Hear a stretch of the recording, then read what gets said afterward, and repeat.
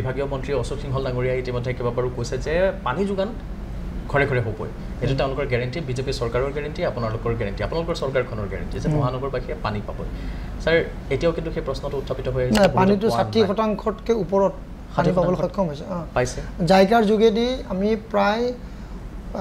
এতিয়া সাগে প্ৰায় 20000 মানৰ আমি কানেকশন দিলো আমাৰ জাইকাৰ যোগেদি আমি হিসাব কৰিছো প্ৰায় 27টা ওয়াৰ্ডৰ 60টা ওয়াৰ্ডৰ ভিতৰত 27টা ওয়াৰ্ডত পানী দিবলৈ এতিয়া সক্ষম হৈছে পাইপ চাক গুছি গৈছে ইয়াৰ লগে লগে পশ্চিমৰ যি আমাৰ এলএনটি এতিয়া লৈছে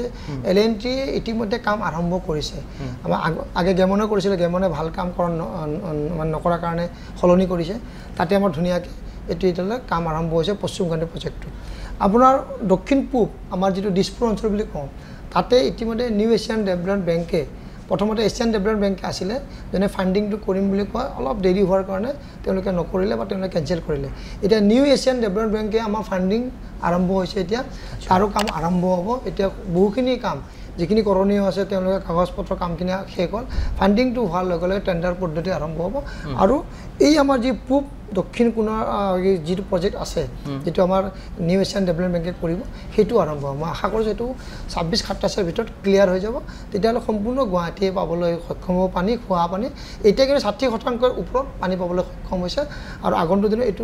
গৈ 80% লৈকে গুছি যাব